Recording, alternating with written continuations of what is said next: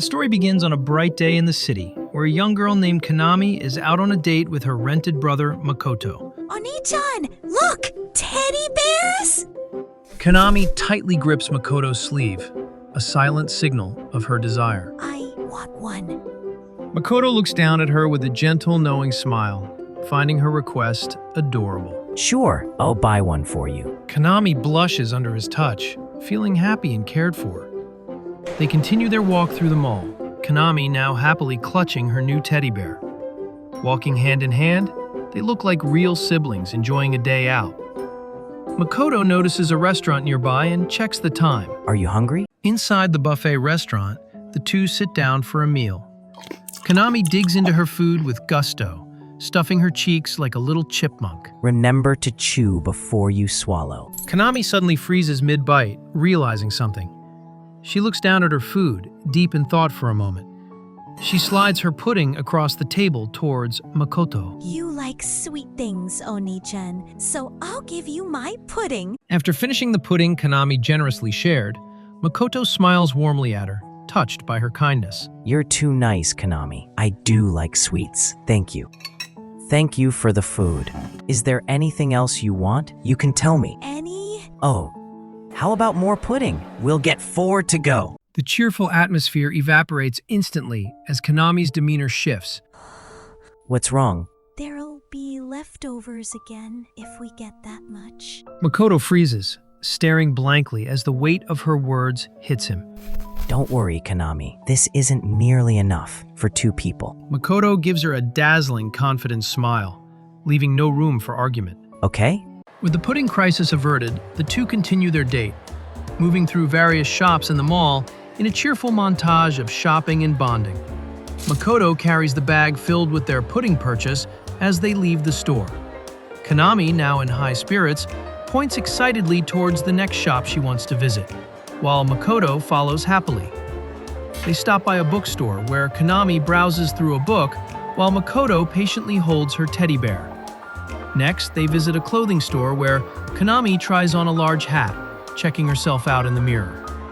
They stop at a crepe stand, and Kanami eagerly receives a fresh crepe from the vendor. Kanami takes a big, happy bite of the crepe, savoring the sweetness. Makoto walks beside her, watching her eat with a content smile, enjoying seeing her happy.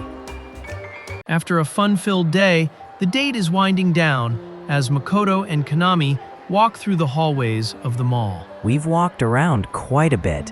Are there any more shops you want to visit? We don't come to the mall very often after all.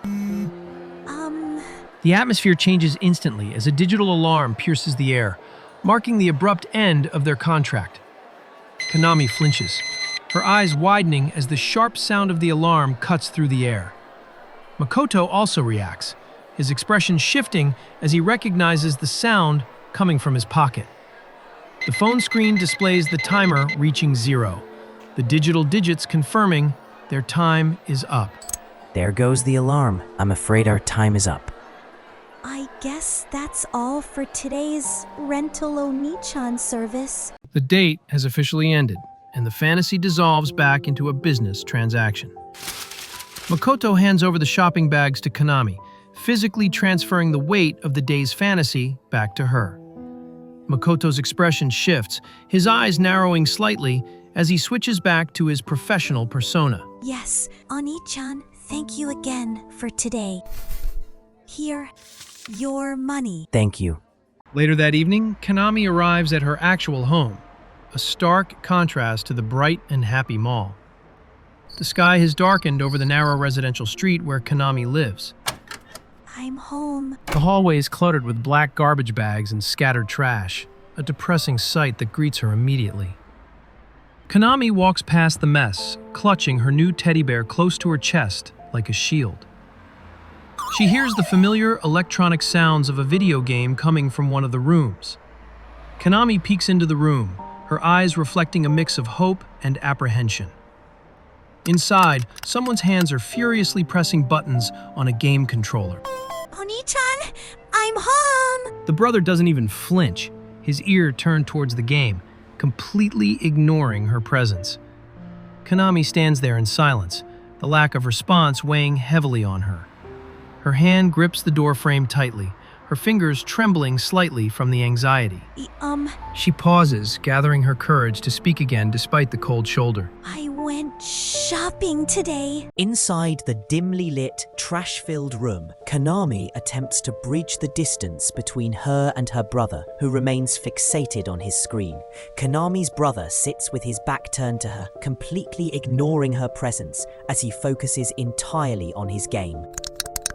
And I got you something. Konami speaks up nervously, her voice small in the oppressive atmosphere of the room. It's your favorite pudding.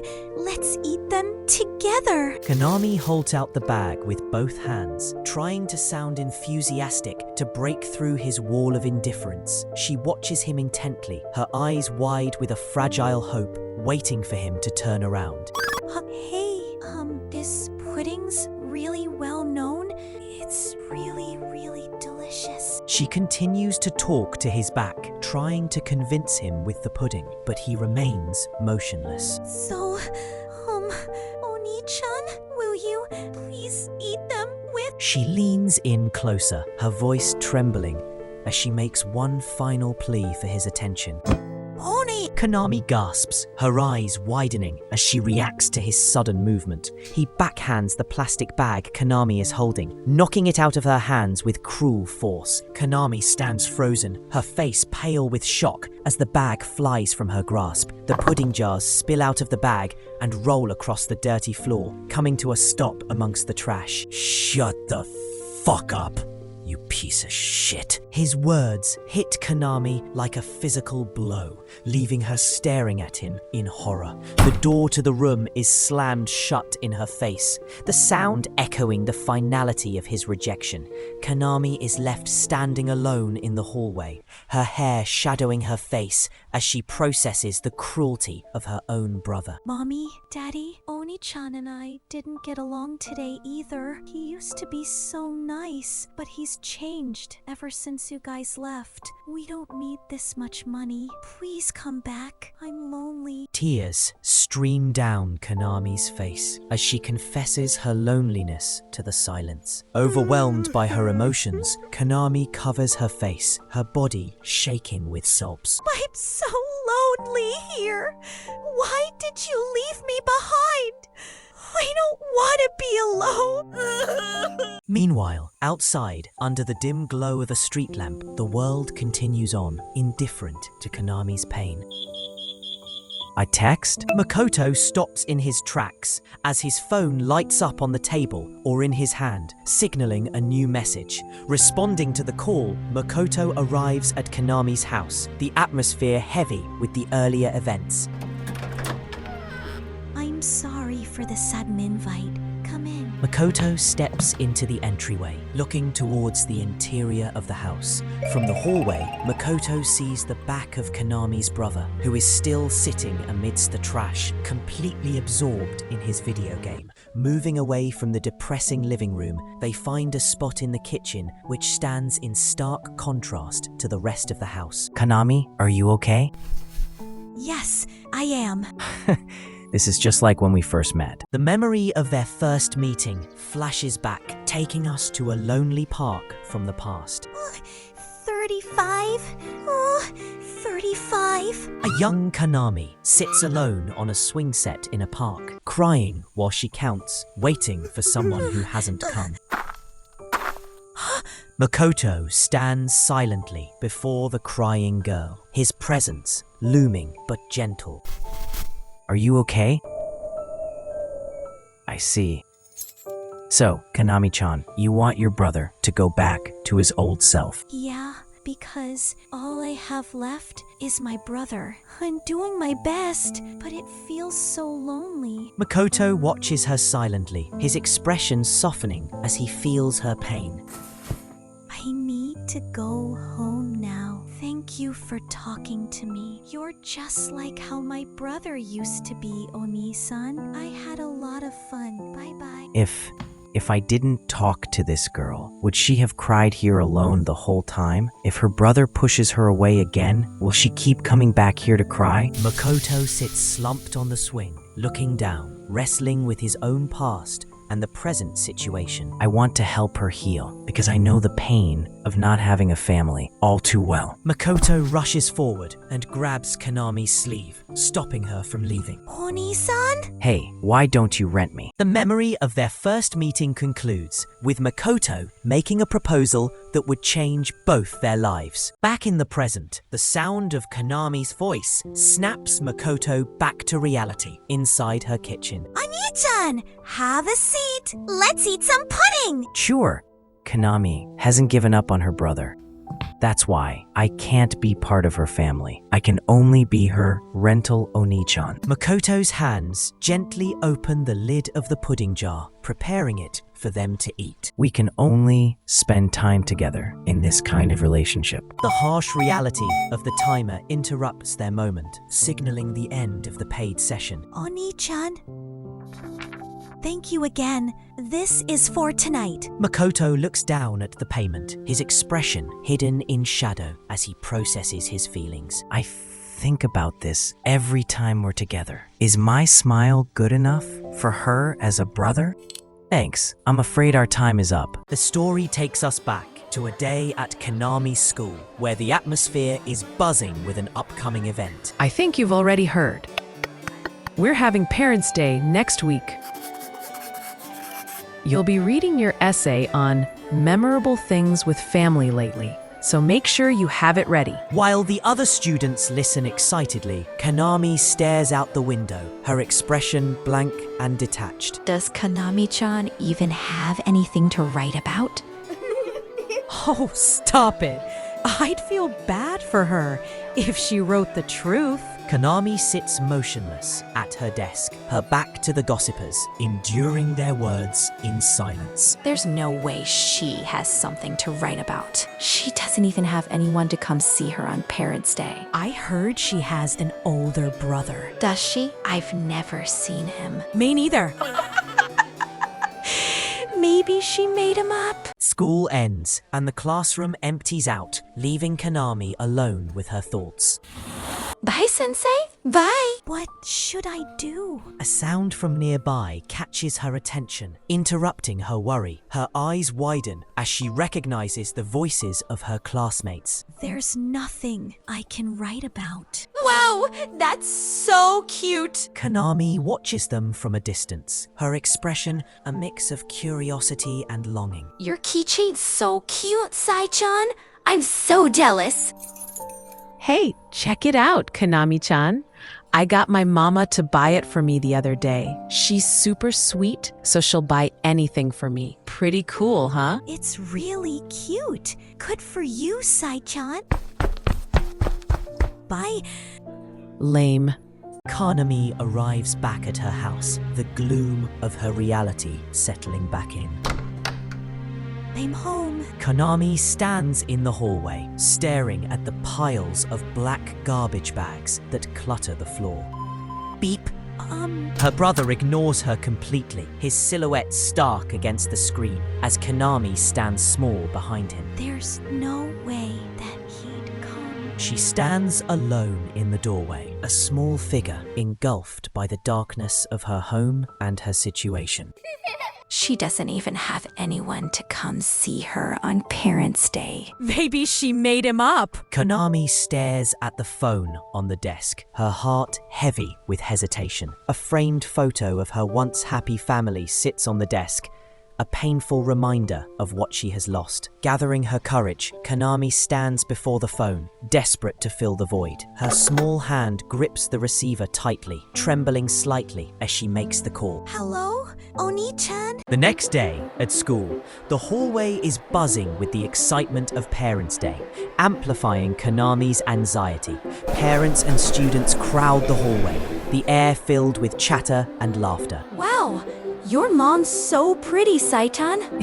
I know, right? Wow, it's true. No one came to see Kanami-chan. I guess she did lie about having an older brother. Kanami, I'm sorry that I'm late. Oni-chan? That's him? Thank you for always being nice to Kanami. The girls are instantly smitten, blushing furiously at his attention. Kanami-chan. Your brother's so cool. You're so lucky. I wish I had a brother like yours. Thank you. Despite the attention, Konami feels a strange sense of isolation as the girls chatter excitedly in the background. The teacher calls the class to order, signaling the start of the formal Parents' Day presentations. Come on, take your seats. Welcome, parents and guardians. Thank you for taking the time out of your busy day to join us. Your children will be reading out loud their essays today. I doubt that you have many chances to see your children hard at work. So I hope that you'll treasure these moments. That's why I love each and every one of my family. Thank you for listening. Good job. I see you help your mom and dad with the chores. It was a very well-written essay that shows how kind you are, Sasaki-kun. Let's give him a round of applause. Next, Tachibana Kanami-san. Yes? Meanwhile, inside the classroom, it is Konami's turn to present her essay to the class and the visiting parents. Konami stands before the class, looking down at her handwritten essay with visible hesitation. She closes her eyes for a moment, picturing Makoto's smiling face to gather her courage. Her anxiety lingers, her expression uncertain as the silence stretches on. Konami stares at the paper, her grip tightening slightly. Tachibana-san, what's wrong? Oh, I'm sorry. Something memorable that happened in my family lately was a day that I went out with my Oni-chan. Oni-chan is very nice. He took me to any place I wanted to visit. After we ate dinner that night, we went to try out clothes. We went to the bookstore, and he bought me the book I've been wanting to read for the longest time. No matter where we went, he always held my hand. Konami smiles in the memory, feeling the warmth of his hand. After that, we visited the arcade on our way home. There were tons of cute stuffed animals in the crane game. We tried many times together. I wasn't very good, so I wasn't able to grab the animals at all. But playing games is Oni-chan's specialty, and he skillfully grabbed one for me. That? The memory shows Makoto handing her the giant stuffed rabbit with a smile. Made me very, very happy. It was a fun-filled day where I truly enjoyed myself, and it is because he sets aside his time to make me happy that I love my Oni-chan very dearly. Thank you for listening. A brief moment of silence follows her presentation. Konami notices Makoto standing at the back of the classroom. Makoto gives her a warm, proud smile, acknowledging her brave speech. Konami beams back at him, her face lighting up with pure joy. Your brother's kindness and your feelings were very well conveyed. It was a wonderful essay. Back in the classroom, the applause for Konami's essay rings hollow for those who know the truth. Everyone, please give a big round of applause to Tachibana-san. Sai watches with a dark, displeased expression, clearly plotting something malicious. Makoto claps along with the other parents, but his smile doesn't reach his eyes as he realizes the truth. It was an essay full of lies. Even if she tried to imagine a fun day with her brother, she couldn't. Instead, she could only come up with an ideal day to spend with me. Is there even a meaning to our relationship? I thought I could at least help her heal during our time together. But if it is actually causing Konami more pain, then... The introspective moment is shattered by a sudden, sharp exclamation from the classroom. Oh! I was sure. I put it on my pencil case. The keychain my mama got me is gone. Komori-san, what's wrong? Ah, but I think Konami-chan stole it. Konami freezes, her eyes wide with shock at the sudden accusation. Huh? Sai, is that true? I was so happy to receive the keychain from you, and I showed it to Kanami-chan too. Then she looked really jealous, and my keychain went missing. That didn't... That's why you're the one who stole it, right? Kanami-chan, come on, be honest.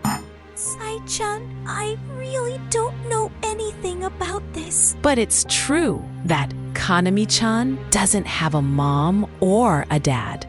Sounds like she did it. I think so too. It's gotta be her, right? Bleh. Class, quiet down. Tachibana-san, do you know anything? I didn't steal it. Komori-san, as you can see, she doesn't know anything. Let's save this chat for a later tea. She can say anything she wants. The fact is that something of my daughter's has gone missing. You ought to search that girl's bag. If you don't find anything, then I will leave it at that. Very well. We will do it after the lesson. Is that all right with you, Tachibana-san? Yes, it's okay. I didn't have anything to do with this. Later, in the quiet tension of the multi-purpose room, the search begins. Let's take a look. I didn't steal it. Don't worry. Kanami looks up at Makoto, her eyes reflecting a mix of fear and trust in his reassurance. So it's going to be okay. This. Kanami's pupil dilates in sheer horror as she sees the keychain being produced from her bag. Makoto's expression drops, his eyes widening as the situation takes the worst possible turn. Sae watches with a dark, satisfied smirk, her plan having succeeded perfectly. That's the keychain I gave to Sai. See? I told you it was Kanami-chan. Sensei, I don't know anything about this. I didn't steal it. I swear. It's going to be okay. Don't worry, Tachibana-san. Sensei will apologize with you. My God, what is wrong with this child? You two, her teacher and her guardian, you ought to teach her a good lesson about thievery. Koto clenched his teeth, holding back his frustration. I'm very sorry for the trouble caused. Why are you apologizing? Makoto leads Kanami away down the school hallway, the weight of the accusation hanging heavy in the air. It wasn't me. Oni-chan, please listen to me. What's wrong with this child? Sensei will apologize with you. I told you it was Kanami-chan. Maybe Oni-chan is thinking the same thing? The atmosphere shifts from despair to warmth as Makoto turns to face Kanami, offering her the support she desperately needs. It's okay, Kanami. I know you didn't steal it. Kanami's eye glistens with fresh tears, this time from relief and overwhelming emotion. I think the Sei girl set you up. I wish I could prove that it really wasn't you. I'm sorry. I couldn't defend or do anything for you back there. Oni-chan, you really believe me that I didn't steal it? Makoto smiles gently, his eyes full of kindness. You said many times that you didn't steal it, didn't you? I'm your Oni-chan. Kanami's face crumbles into tears of relief, the tension finally leaving her body. Of course I would believe you. I'm sorry, Kanami, for not being able to do anything. It's okay. Oni-chan, I'm happy that you listened to what I had to say. I'm glad you really believed me. That's good enough for me. Even if he's not my real brother, I'm happy that he's here by my side. The scene lingers on the emotional embrace between Kanami and Makoto as Kanami reflects on the path that led her here. Kanami buries her face into Makoto's chest, finding comfort in his presence. If I hadn't met Oni-chan that day, where would I be now? 2 years ago, the atmosphere in Kanami's home was warm and welcoming, a stark contrast to the present day. 2 years ago, Kanami, I'm home. Have you been a good girl? Yup. Welcome home, Oni-chan. Oh, why is there so much dirt on you? I was all by myself today, so when I ran because I was late, I fell down. Anyways, here, I rented some of your favorite anime. We can watch them later. Yay! Lucky. I want to go to the rental store too. You need money to rent videos. Plus, you're not quite old enough to go by yourself just yet, Kanami. Oh, I guess I can't go yet. Her brother looks at her with a soft, sympathetic expression. Hey, we'll go together next time, okay? Okay, Oni Oni-chan, can we play before we watch the anime? Sure. What do you want to play? Hide and seek! You're it! You really like that game, huh? 29, 28, 30. Now then, where could she be? Practically out in the open. He smiles warmly, deciding to play along with her bad hiding spot. Konami trembles with excitement under the curtain, thinking she is well hidden. Huh? Where could Konami be? I don't have a single clue where she could be hiding. I think I'll have to give up. Konami, where are you? Konami pops out from the curtain with a big grin. Her brother looks at her with a gentle, loving smile. Yay! Oni-chan lost! Yup, I lost again. Up you go. What else would you like to do? Draw? I want to play with dolls. Watch anime. That's quite a bit. There's also homework. Is that bad? None at all. You've been a good girl today, so let's play lots and lots. Okay. You did a great job watching over the house on your own. I loved the time I spent with my kind brother. Oh yeah! Mama said she would bring pudding back! I can't wait! That's great. Let's be good and wait for her. The happy atmosphere is suddenly interrupted by the ringing of the telephone. The phone rings loudly, cutting through the peaceful moment. Hello? Yes. Speaking. Yes. What? My parents have... Papa and Mama died very suddenly. They got into a car accident while on the way back from shopping. The doorbell rings, interrupting the silence. Kazutaka-kun, good afternoon. Do you remember me? I'm a distant relative of your father's. I'm very sorry about your parents. Do you happen to need any assistance with the inheritance? If you'd like, I could... No thank you. Please leave. After kicking the relative out, the atmosphere in the house becomes heavy with Kazutaka's darkening mood. How many have there been? Oni-chan? Konami is trying really hard. So let's get through this together? Kazutaka suddenly lashes out and slaps Konami across the face. That was the first time my brother ever hit me. He never set foot outside the house since then. Time passes in the house, marked by isolation and silence as Kazutaka withdraws from the world. Konami eats alone at the dining table, the empty chair opposite her a constant reminder of her brother's absence. Kazutaka walks out of his room, looking disheveled and completely ignoring Konami. Oni-chan, good morning. I still don't understand why, but my brother had suddenly changed. He never replies when I speak to him. If I try to force a conversation, he'll hit me. No eye contact, no smiles. We never spend time together anymore. The scene shifts to the park, where Konami meets Makoto, a moment of hope in her lonely life. Then, one day, I met Oni-chan. Rent you? You said I reminded you of your brother. Maybe you can call me when you're lonely or when things get too tough. During those times, I could be your Oni-chan and stay by your side. This man will be my Oni-chan? I did have a lot of fun with him, but that's because he's too similar to Oni-chan.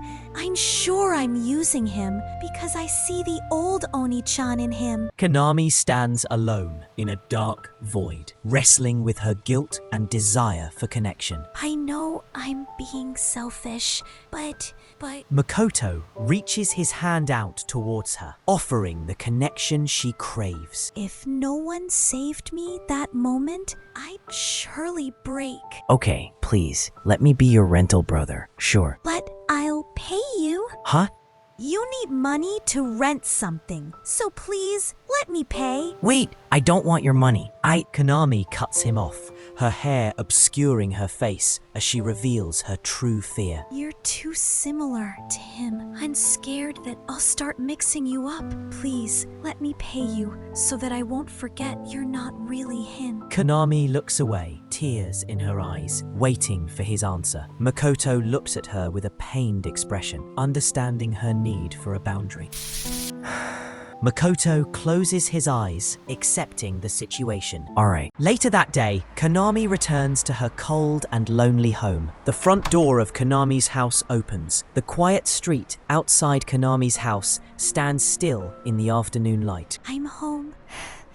Konami looks down, feeling the weight of her deception. Through the open door, she sees her brother's back as he plays video games, ignoring her. You. Need money to rent something.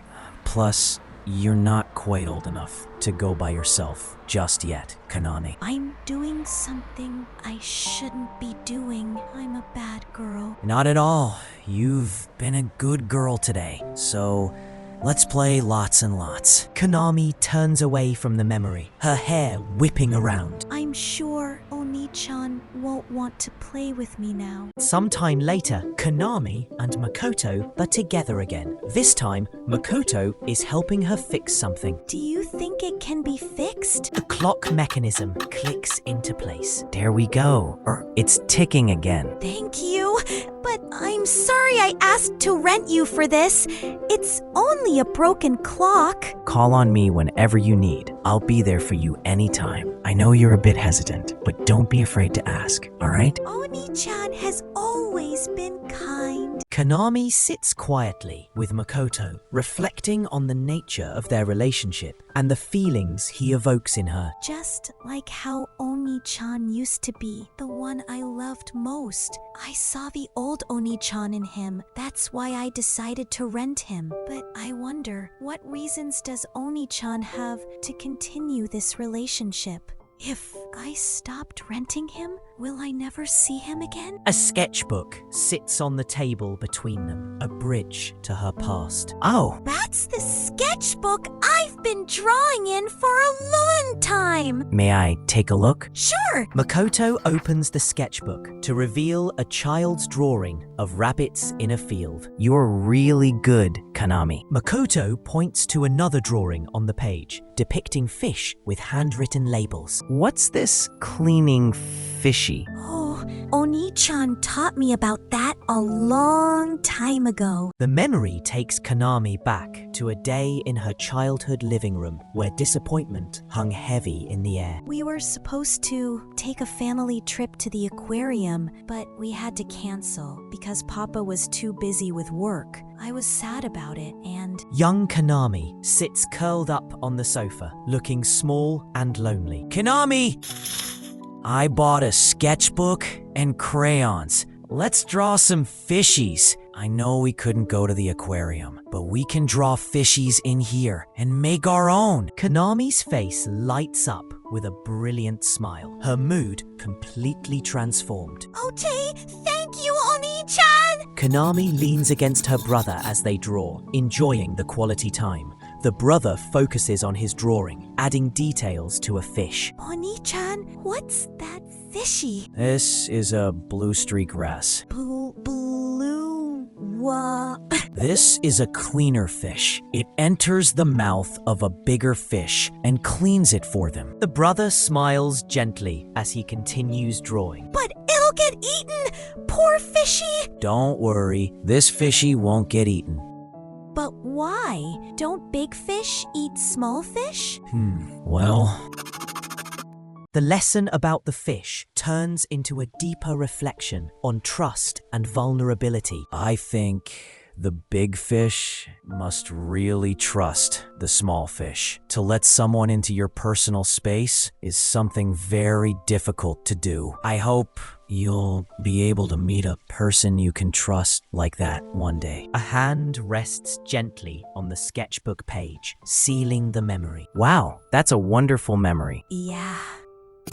In my house, there's a big pile of trash that needs to be taken out, and my brother who never leaves his room. After Papa and Mama died, I never let anyone inside my house or heart. But now, to let someone into your personal space is something very difficult to do. I hope you'll be able to meet someone you trust like that one day. Oni-chan has become someone that I can trust. That's how I feel, but does Oni-chan feel like that too? Outside Konami's house, the sun has set, and it is time for Makoto to leave, marking the end of their paid time together. Well, it's time for me to go home.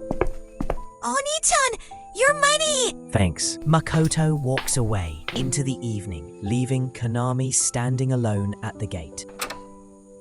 Inside the dark hallway of Konami's home, a menacing presence awaits her, shattering the peace she just felt. Konami's brother, Kazutaka, stands in the hallway, out of his room for once, looming like a ghost. Konami's eyes widen in sheer terror as she realizes she's been caught. I knew you were hiding something. Who the fuck was that? That Oni-san lets me rent him, and he'll come over if I ask him to. He's a really nice person, and... Did you say rent? He puts up with all your crap because you pay him? He's only here for the money, the same fucking breed as the rest. No! Oni-chan said he didn't want my money. I insisted I'd pay him! But he still takes it in the end. That's how you're getting fucking played. That's how shallow your bond is. If you stop calling him, I bet he'll fuck off real soon. That's something I always think about. Our relationship is just a rental, all from my selfishness. If I stop the rental, our relationship will end too. Kazutaka turns and walks back towards his room, his interrogation finished. If you rent him again, I'll report him to the cops. What would happen if Rento Oni-chan met Oni-chan? Paralyzed by her brother's threat, Konami stands frozen in the hallway, the weight of the situation crushing her. Konami stands motionless, her legs trembling slightly as the reality of her brother's words sinks in. It's all my fault. She clenches her skirt tightly, her knuckles turning white from the tension. If you rent him again, I'll report him to the cops. I might have gotten him involved in a mess that can never be undone. I can't rent him anymore. Time seems to stand still as Konami stares at the clock, the silence of the room amplified. The second hand of the clock ticks rhythmically, counting down the moments. Konami watches the clock face, her expression blank and hollow. She stands alone in the room, her back to us, fixated on the passing time. Suddenly, the ticking stops and the second hand freezes in place. It stopped. If it breaks again, you can rent me, okay? Oni-chan, I'll have to leave the clock like this. Days pass, and Konami finds herself back at school, isolated and alone. The school bell rings, signaling the start of another difficult day. My days of not meeting Oni-chan are continuing. Good morning. Sae and her friends look at Konami with cold, mocking smiles, ignoring her greeting. Konami-chan, the thief. I'm not a thief. What? I can't hear you well. Sai-chan, we have music class next. Coming. I was just bad-mouthing Konami-chan, the thief, a little bit. How kind of you, Sai-chan. Going to school feels painful. Konami returns to her home, which offers no comfort, only a different kind of loneliness. I'm back, coming back home. Feels lonely. After I met Oni-chan, since our time together was filled with happiness, I had forgotten that I was suffering this much before. But now, I can't meet Oni-chan anymore. Quick! I have to forget. I absolutely must forget. I couldn't do anything for you. It's okay. And yet, Oni-chan keeps coming back to my mind. I wonder what you're doing, Oni-chan. So, it was just as I said. Big brother. As I thought, he isn't coming. He isn't the kind of person you think he is. You can't trust him at all. After all, it's only a rental. He's just a dirty bastard coming after our money. Kazutaka turns his back on her, walking into his room. He isn't like that! I wanted to say it, but I couldn't. I don't want to think he's after our money, but what if, just as Big Brother says? Tears spill from Konami's eyes as she succumbs to the fear that her brother might be right. Suddenly, a finger presses the doorbell button outside. It isn't Oni-chan. I know this, and yet I end up having expectations. Once I open the front door, I wish Oni-chan will be there. The door opens to reveal not Makoto, but a stranger in a suit standing on the doorstep. I'm sorry for interrupting you at a busy time. I am, the daughter, I assume. Konami looks up at the stranger, her expression blank with disappointment and confusion. Are your parents home? Both my mommy and daddy aren't here. I see. So, you must be house sitting currently. I have right here some teaching materials perfect for a kid your age. Wait, that's not... I gave them to another girl at another house I visited earlier. I wish you would take them too, little lady. Both my mommy and daddy are... Are you worried that they will get mad? It's all right. I'm sure that they will be very happy. I'm scared, Big Brother. Suddenly, a pair of feet step firmly into the hallway behind Konami. Help! Kazutaka steps in between Konami and the salesman, his presence commanding and protective. Oni-chan? Konami stares at her brother's back, stunned by his intervention. I'm sorry. Could you stop scaring my little sister? We don't need any teaching materials. Please go away. Konami looks up at her brother, seeing him in a new light as he defends her. Oni-chan? Why? All of a sudden, I didn't hear from you anymore. Makoto turns his head slightly, listening to Konami's words. So, I was worried about you, Konami-chan. Konami stares back at him, her eyes wide with emotion.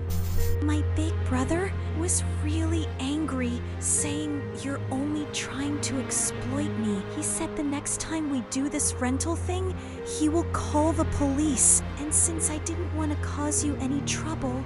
Konami-chan, I want you to let me meet your brother. Inside the house, Makoto confronts Konami's brother, who stands at the top of the stairs. Makoto stands in the hallway, looking up at Kazutaka, who stands on the stairs, surrounded by trash bags. We haven't met before. Sorry for the sudden intrusion. Makoto introduces himself, maintaining eye contact. I only threatened you a bit, and you've already called him. Your sister didn't do anything. I came here on my own. Makoto steps forward slightly to shield Konami. Is that so?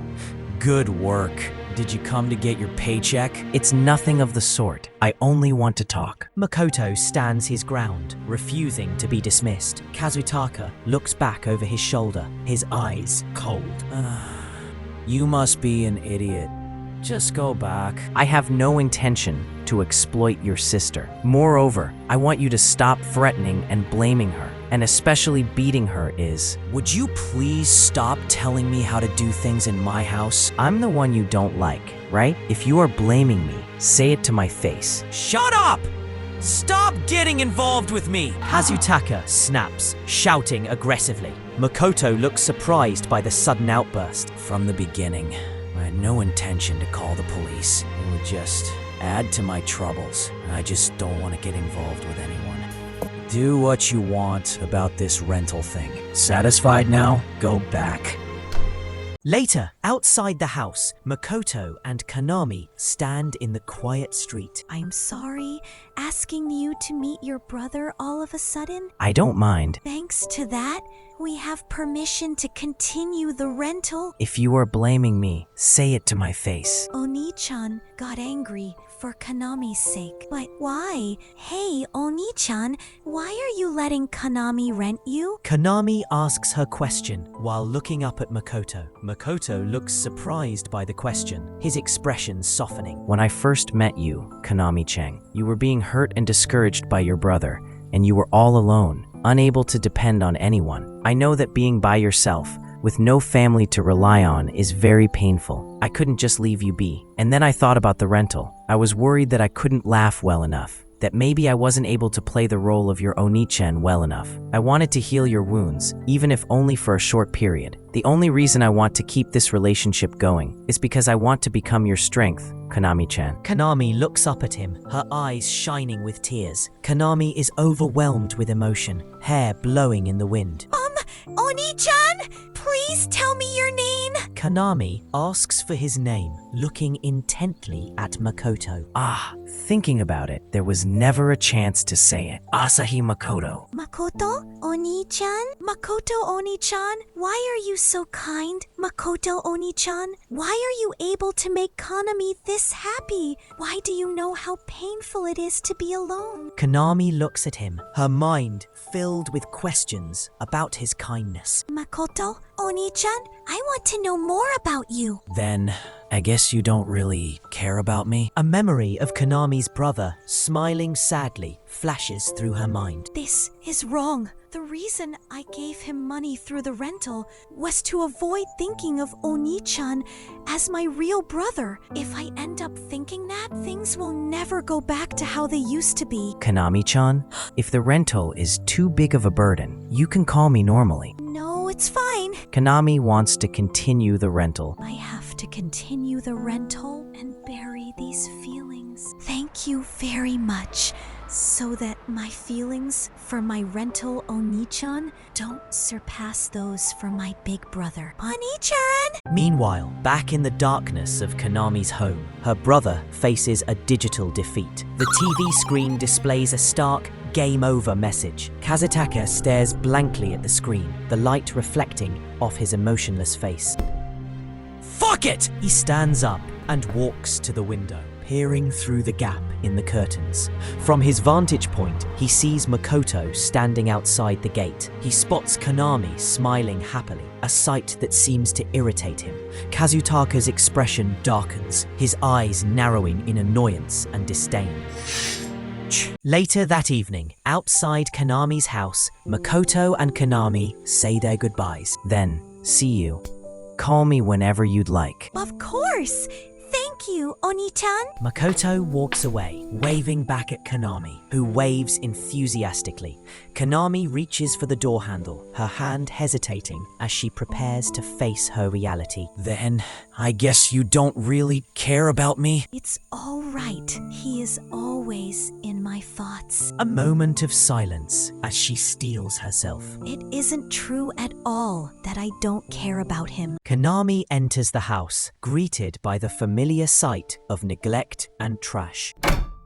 Trash litters the floor, a stark reminder of the state of her home. Actually, when was the last time? A memory surfaces of Kanami and her brother eating toast together at a clean table. That me and Big Brother had lunch together? Kanami stands alone in the messy kitchen, feeling the weight of the distance between them. I want to eat together again, like we used to. I want to see Big Brother smile again.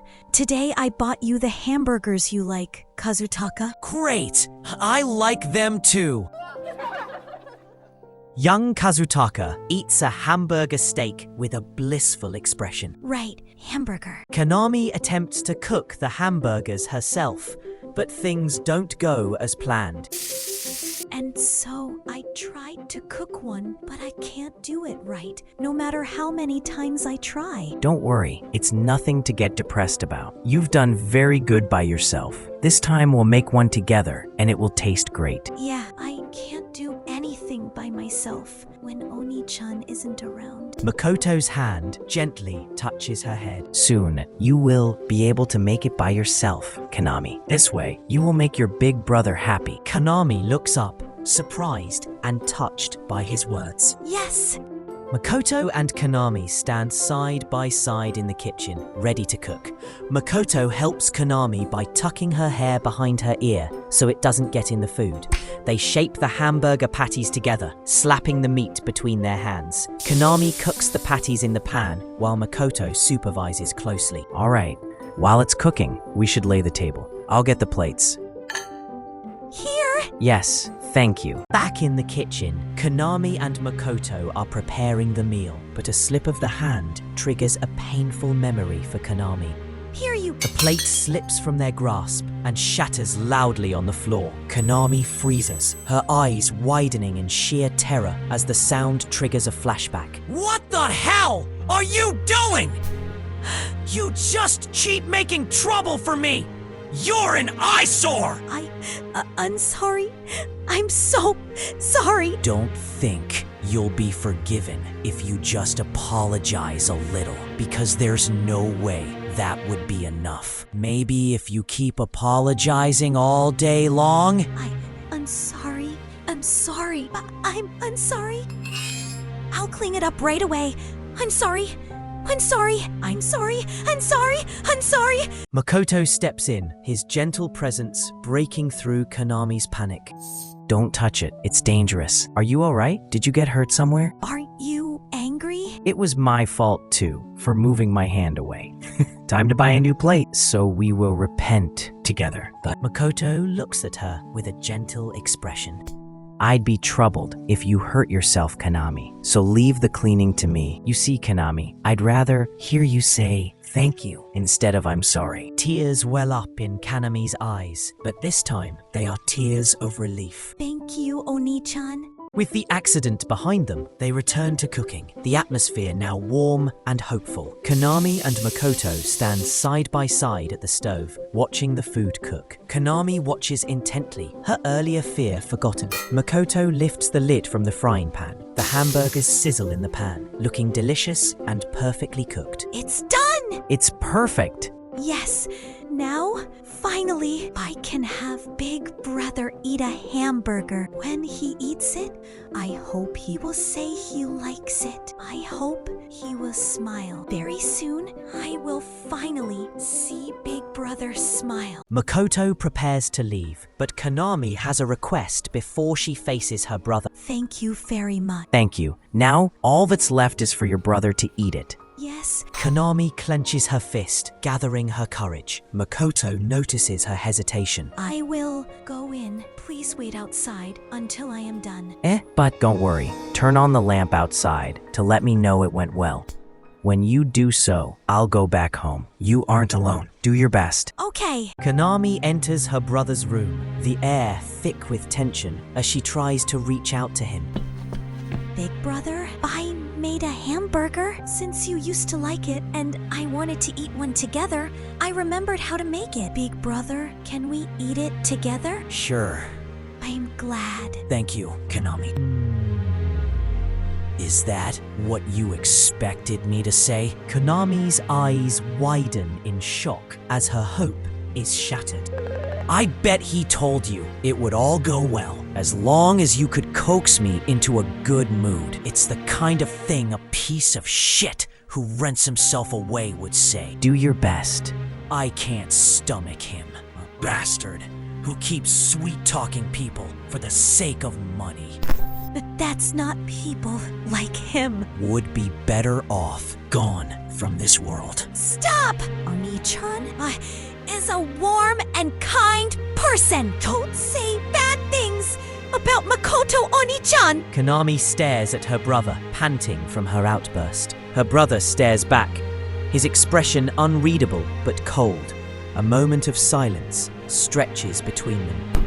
Okay, Then do whatever you want. I just... Back in the present, Konami is left reeling from her brother's cruel dismissal, her mind conjuring painful thoughts. Then I guess you don't really care about me? Wanted to... The smiling face of her brother is scribbled out in her mind, representing the destruction of her hope. See you smile. The screen goes black, symbolizing Kanami's despair. Tears stream down Kanami's face as she stands in the darkness. Kanami stands alone in the hallway, filled with trash bags, emphasizing her isolation. Oni-chan has disappeared.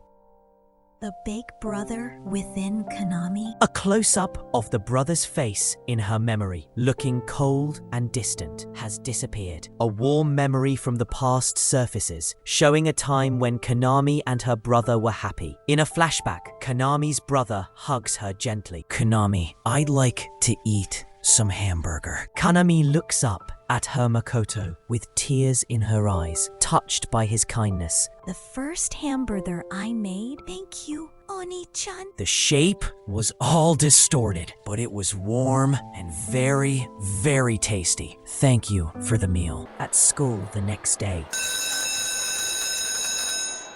However, Konami stands in line with a blank expression, feeling disconnected. Since that day, Big Brother faded away from my heart. Konami stands silently, lost in thought. Sae approaches Konami with a malicious intent.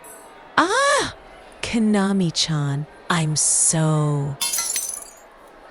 The floor is covered in spilled food and broken glass. Eh. The classroom is in chaos after the crash, with students reacting to the mess. Sae kneels on the floor, pretending to be shaken. Sae stays silent, calculating her next move. It was Sei-chan.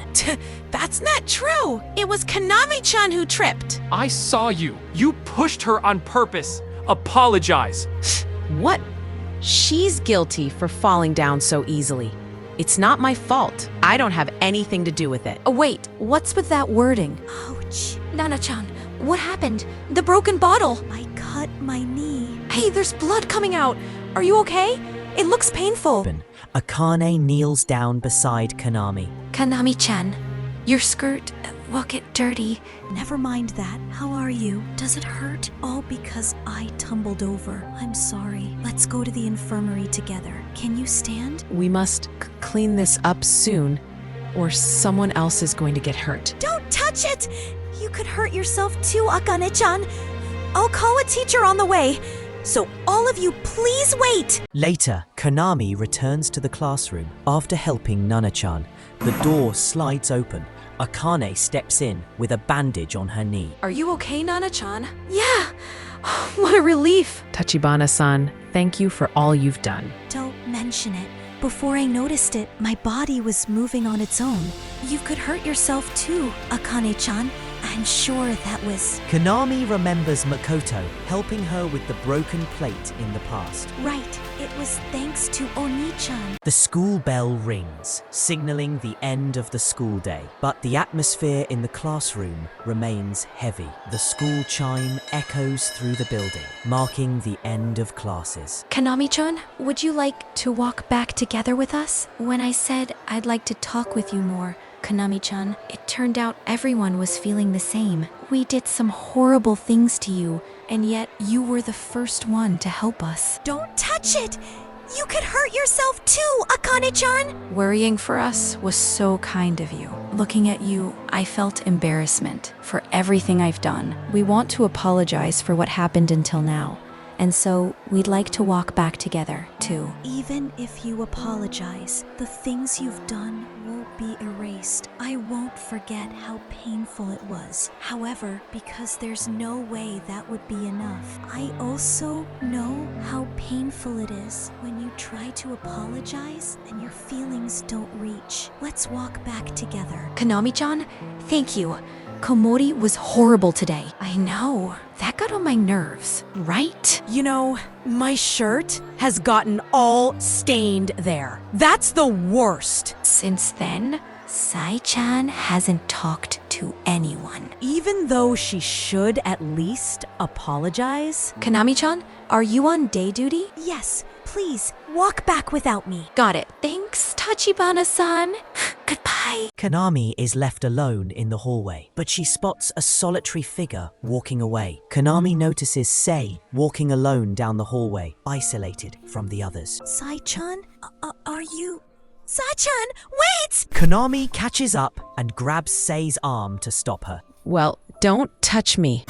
Since you fell down the other day, everyone's been cold to me. It's all your fault, and you're just so happy because I am all alone. I'm not happy at all. I'd never think something like that. Always being all alone is distressing. I know it so well it hurts. And I know very well what you are feeling now, Sai-chan. I also know the relief of having someone who understands your loneliness and the joy of having someone who tries to help you. It was Oni-chan who taught me all those things. I too want to become like Oni-chan. That's why I can't be happy about this. You did some very painful things to me, Sai-chan. I can't just forget about them, and I can't become your friend all of a sudden. So let's start from walking back together. Would you like to walk home together today? Tomorrow you can apologize, and we'll get everyone to forgive you. After that, let's all speak together while we walk back. Sai clenches her fist, overwhelmed by emotion and the undeserved kindness. I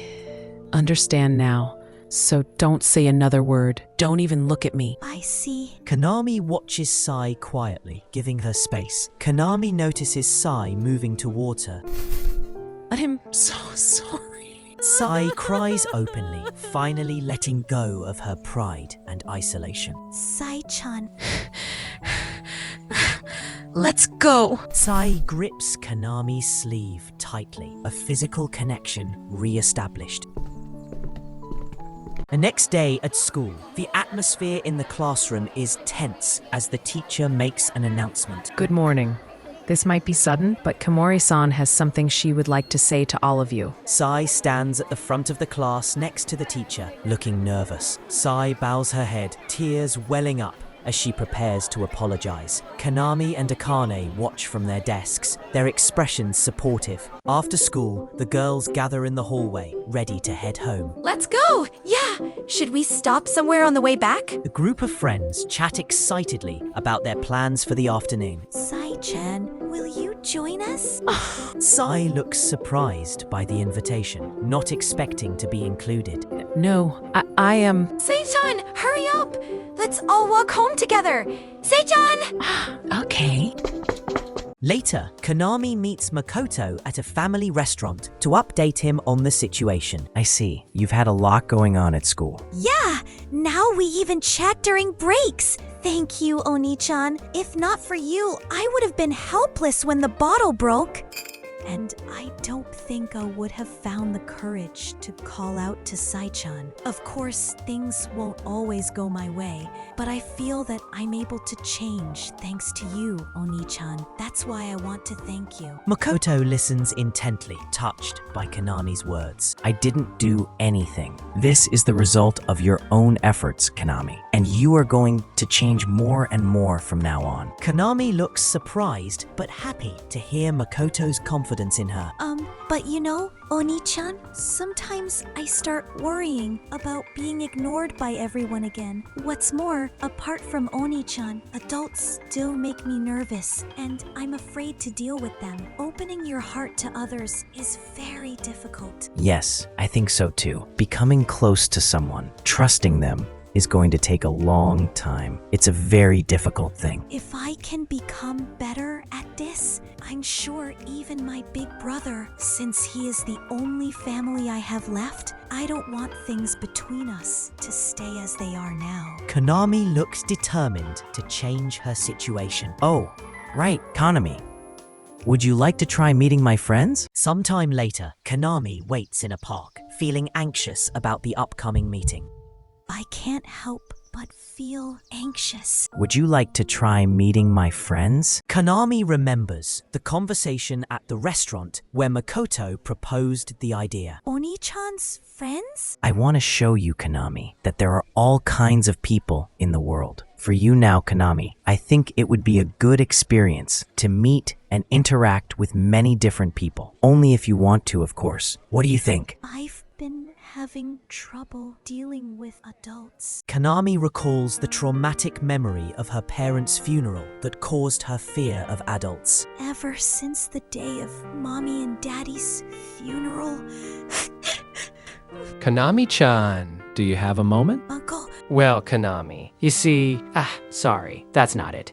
It's not you. I have to discuss something important with your brother. Could you call him for me? The relative gestures dismissively, interested only in the brother. Young Kanami stares blankly, realizing she is being ignored and used. I've met many adults since that day, but none of them listened to what Kanami had to say. Oni-chan was the only one. When I think that everyone else might be just like those people from back then, I get scared. But I can't stay like this forever. Kanami too wants to change. I want to try meeting them. I said it so confidently, but in the end, I'm still nervous. I wonder what kind of people they are.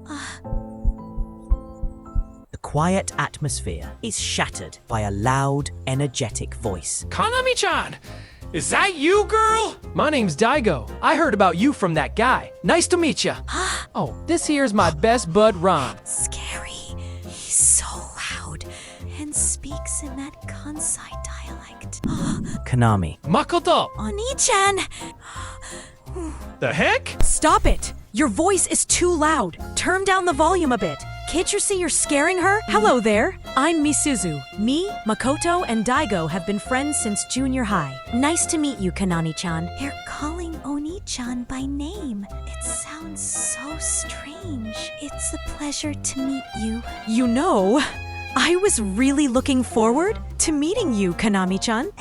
To meet with Kanami? Yes, so I hope we can get along. There are people who are happy to meet Kanami? We can all walk Ron together. Sure thing. The group walks under the canopy of trees, the sunlight filtering through the leaves.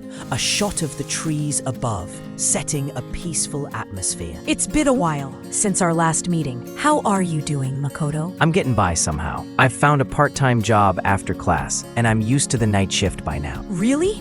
Are you sleeping properly? Sure. What about meals? What are you eating? What? What are you, his mama? How's uni going, Daigo? Are you skipping out on the first hour? I ain't skipping. You're lying for sure. It's the first time I'm seeing it. This is the face Oni-chan makes when he's with his friends. Yo, Ron, not that way.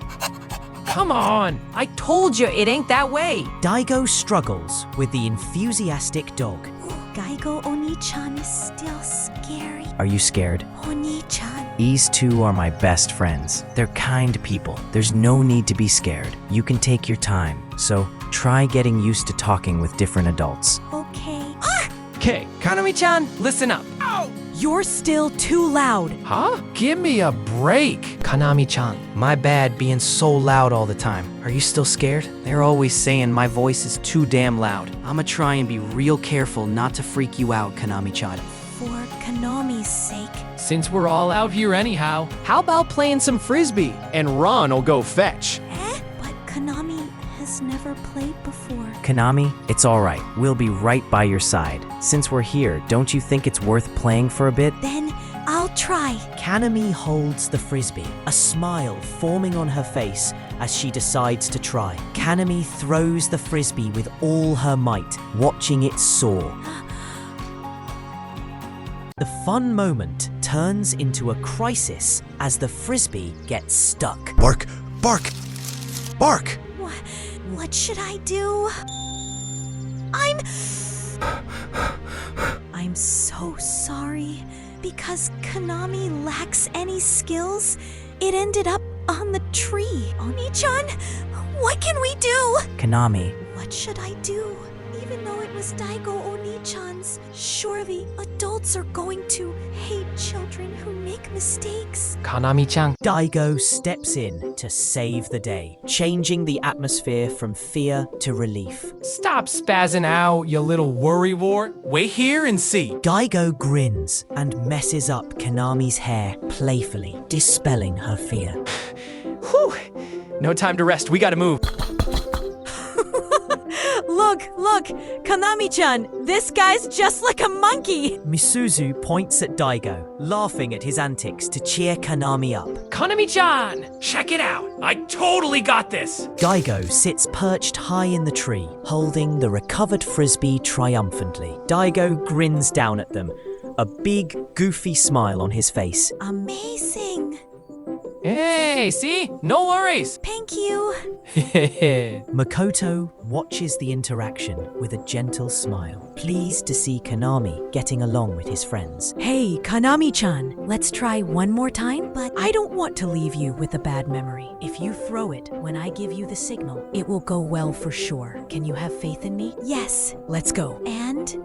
Go! The frisbee arcs through the air, and Ron jumps up to catch it perfectly. Hooray! Makoto, Daigo, and Misuzu watch Kanami's success with happy expressions. I thought that maybe all adults would be scary, but these people don't think Kanami is a burden only because she is a child. Kanami-chan. They listen to what Kanami has to say. High five. They smile at her stories. Thanks to Oni-chan, the kind world is growing larger. Later, the group rests on a park bench under the shade of trees. The wind rustles through the leaves of the trees. A view of the park bench where Kanami and Misuzu are sitting. You're such a good boy, Ron. Wrestle. Makoto watches Kanami with a gentle expression. I'll go buy drinks for everyone. I leave Kanami to you. Thanks! Yo, Kanami-chan. So, what's Makoto like when you do hang out? I'm interested as well, right? He's kind, has a bright personality, and a positive attitude. Sorry. See, he was always all gloom and doom before. Totally didn't expect you'd say that stuff about him. Oni-chan was dark? Yeah. Surprised? There was a time when it was difficult even just talking to him. There is an Oni-chan that Kanami doesn't know anything about. The Oni-chan who brought me out to this kind world. Kanami wants to know more about him. Excuse me? Could you please tell me about what happened to Oni-chan in the past? The story flashes back to the past, showing a young Makoto looking somber. We are taken to a junior high school classroom where a new transfer student is being introduced. Everyone, be quiet. It's a bit sudden, but let me introduce you to a transfer student. Yo, I'm Machiya Daigo from Osaka. How's it going, everybody? Kansai dialect. Let's be friends. I wasn't anxious about changing schools. You can have the empty seat over there, because as long as I showed my bright and funny side. Gotcha. Nice to meet you. Want to be friends? Sure. Everyone else would laugh along with me. Hey, sup? Nice to meet you. Makoto ignores Daigo completely, looking away with a bored expression. What's the matter with him? Yo, do you ever talk to that guy by the window? You mean Asahi Makoto? He'll ignore people, no matter what they say. I don't think you need to get involved with him, Machiya. So that's how it is, eh? I've never seen someone looking so gloomy before. Does he spend every day all by himself, never opening his heart to anyone, to the point that they've all given up on him? Can't make him laugh like this. Okay, I've made up my mind. You and me, want to be friends? Makoto looks at Daigo, surprised by the direct approach. Back in the past, inside a junior high classroom, the atmosphere is tense around young Makoto. Makoto abruptly stands up from his desk, his expression closed off. You don't need to talk to me. Makoto speaks coldly, refusing any connection. Leave him be, Machiya. He gives off a bad feeling. Yeah. Classmates whisper behind their backs, judging Makoto's gloomy demeanor. Despite the cold shoulder, Daigo remains undeterred and begins his mission to befriend Makoto. I'm just getting started. Can't fret over this. Morning, Asahi. So that we can be friends, we need to get closer. Asahi, what manga do you like? I got Every Day Little by Little. Come on, play dodgeball with us, Asahi. Asahi, let's walk home together. Hey, Asahi, I was thinking, little by... It's not working at all. Machia, just leave him be. You're only wasting your time. No way. Makoto, let's go home together. Daigo calls out to Makoto in the hallway. Makoto walks past them without acknowledging Daigo's presence. Misuzu looks at Daigo with a mix of pity and concern. At Asahi, he ignored her again. Misuzu-chan keeps insisting because she's his childhood friend, even though it'd be better not to care about him. Oh well, time to go. Yo, Asahi, hold it right there. The playful atmosphere vanishes as Daigo confronts Makoto in the hallway. Why do you keep ignoring everybody? If you don't ever speak up, no one will ever understand you either. Daigo tries to reason with Makoto, his expression serious. You are being a bother. Makoto delivers his cold rejection, standing face to face with Daigo. Daigo's eye twitches in irritation at the rude response. The hell was that? Hey, don't mess with me! Daigo grabs Makoto's arm tightly, his patience gone. Stop! Don't blame him!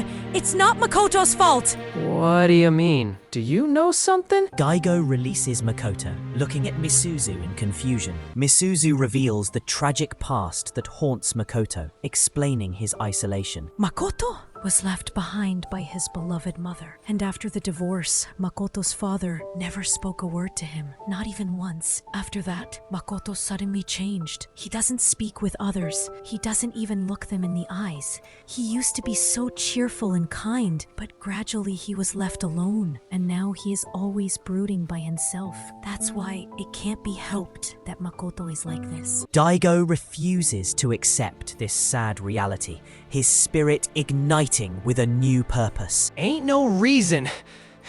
It has to be like this. Daigo shouts, his eyes burning with determination. If everyone says, well, that's how it is, And stops caring, he'll always be alone and never get the chance to crack a smile. Daigo clenches his fists, speaking to Misuzu's back as he looks at Makoto.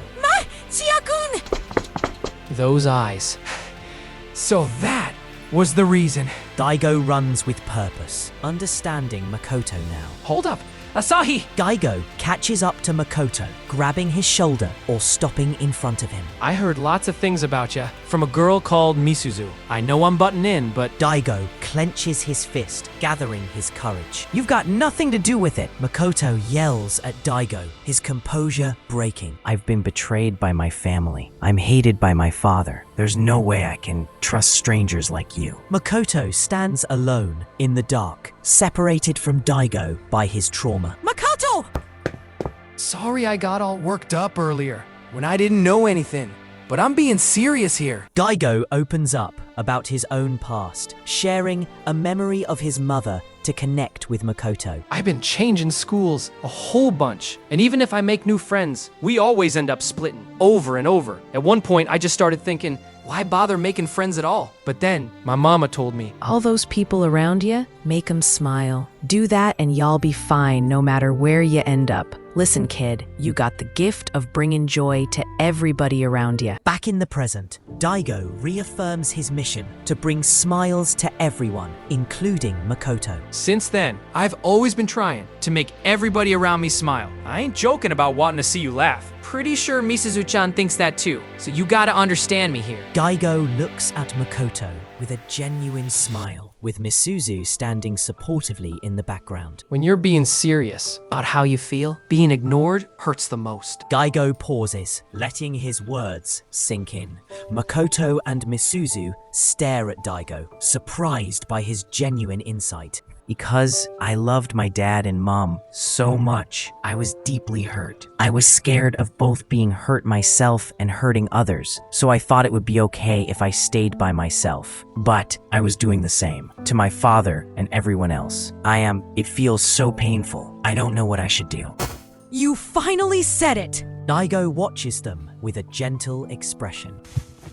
I won't betray you, Makoto, and I'm not going to change. You only need to trust me. Wa, Misu, Zoo. I want to become your power, Makoto. A tear falls from Makoto's eye, but this time it is a tear of relief. Thank you, Miss Suzu. I hadn't noticed at all. I'm sorry I hurt you. It's okay. Daigo stands by, smiling happily at the reconciliation. And Machia, you were the first one to tell me all this, even though I was so cold to you. I'm really thankful. No biggie. Makoto smiles, finally feeling accepted. We're cool, right? Back in the present, Konami, Makoto, and Misuzu sit on a park bench, reflecting on the story Makoto just told. The wind rustles through the leaves of the trees above the park bench. So that is what happened to Oni-chan? After that part of the story, I'll tell it myself, Daigo. After that, thanks to the two of them, I gradually became more cheerful, and I was able to restore my relationship with my father. Daigo looks at Makoto with a serious expression, knowing that Makoto is lying about the happy ending. It was painful at times, and it took a long time. Konami listens intently, absorbing every word of Makoto's story. Makoto continues his story, his expression gentle. But when father was ill, on his deathbed, we finally managed to understand each other. Konami looks at Makoto with wide eyes, touched by the story. This is what happened in my past. A flicker of light or shape appears in the darkness of her mind. Kanami looks up at the vision of Makoto in her mind. Kanami clutches her chest, feeling a surge of determination. I, too, won't give up on my big brother, so that I won't have regrets. Makoto smiles warmly at Konami's declaration. I support your feelings, Konami-chan. Yeah! Makoto and Daigo step away from the bench for a private conversation near the trash bins. A view of the park swings, setting a quiet scene. Well, I'll go throw the can away. Yo, I'm going too. Here, Misuzu, gimme. Thank you. I leave it to you. Sure thing. Makoto and Daigo walk towards the trash bins, away from the girls. Hey, Makoto. You lied. That ain't how it... Makoto's eyes show a hint of sadness as he is caught. Yeah, me and my father never understood each other. Actually, I was never even able to face him. What if he pushes me away again? Thinking like that, until the end I never looked him straight in the eyes. Even now, I'm still full of regrets. Maybe I could have done something. That's why I don't want Konami to have regrets. I don't want things between us to stay as they are now, and I'll keep supporting her feelings as long as she doesn't give up. If this lie in the rental can become a source of hope for her, then I don't mind keeping them up. Daigo listens, processing Makoto's words. That's so like you, Makoto. Thank you, Daigo, for worrying about me. What you saying? Back in the park, Daigo finishes his private conversation with Makoto, having understood the lie Makoto told to protect Konami. I ain't worried. Not really. Welcome back. I just heard something interesting from Konami-chan. What? Spill it already. Kanami and Misuzu look at Daigo with anticipation, waiting for him to finish his sentence. Makoto smiles gently at Daigo, trusting his friend to handle the situation without revealing the truth. Kanami smiles brightly, feeling happy and accepted by Makoto's friends. Misuzu looks on with a hint of sadness, realizing the fun outing is coming to an end. Daigo watches Makoto, his expression softening as he understands the situation. It's time to see Konami back to her house. That late already, huh? Thank you for today, both of you. Call us again, Makoto. Yeah. Konami-chan! We had lots of fun today. Let's play together again sometime. Konami looks at them, touched by their kindness and the fun memories she made. Sure! Later that evening, Makoto walks Konami back to her neighborhood as the sun begins to set. Can you go back from here? Yeah! Thank you very much for today. It was incredibly fun. Here, the payment for 3 people. Makoto's expression becomes serious as he looks at the money, touched but needing to correct her. Konami, those 2 aren't part of the rental. Therefore, only this much is enough. You are only renting me. From now on, Oni-chan? The mood shifts dramatically as Konami makes a shocking declaration. I'm thinking of stopping the rental. Stopping the rental? Yes. After hearing about your past, Oni-chan, I decided to work harder, using my own power. If this is what you want, Kanami-chan, but will you really be alright? Konami looks back at him, processing his concern. Yes, because I've made up my mind. I will do my best, like you, Oni-chan. Makoto watches her, realizing he has to support her decision, even if it worries him. I understand, but no matter what, you mustn't overdo it. The next morning, the sun rises over the quiet residential neighborhood where Konami lives. A shot of the power lines and rooftops under the morning sky. Konami stands in her hallway, ready for school, but stopping to face her brother's door. I can't be scared now. Even though I'm alone, I'll do my best. Big brother, good morning! I made you some breakfast and left it in the kitchen, so make sure to eat it. See you later. I did it. I was able to tell him. Later that afternoon, Konami returns home from school, the atmosphere shifting back to a somber tone. See you tomorrow. Bye-bye. Big brother, I'm back. What else can I do to help him? That's it! Konami starts tying up the trash bags, taking initiative to clean the house. There's still a lot of stuff. I want to clean everything. The atmosphere turns cold as Konami's brother steps out of his room. What are you doing? I never asked you to do this. Konami forces a smile, trying to appease him and show she just wants to help. Her brother's eyes narrow with intense hostility, rejecting her kindness. I'm good at cleaning, so you don't need to worry. Are you deaf? Give up. Until a short time ago, at this point, I surely would have cried. But now, the only reason why I'm doing this is that I want to help you, big brother. A memory of her brother's face appears in her mind, giving her strength. So I want you to let me, from now on, more and more, thanks to Oni-chan. Big brother, I'm back! I have more courage now.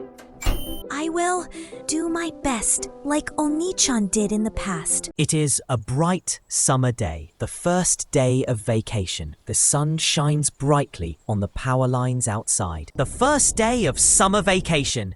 It's the perfect weather to go out. Make sure to spend time with your family.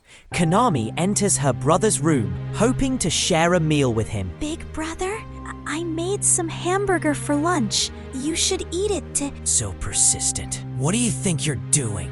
Know your place. I only want you to be happy. I said, do not mess with me!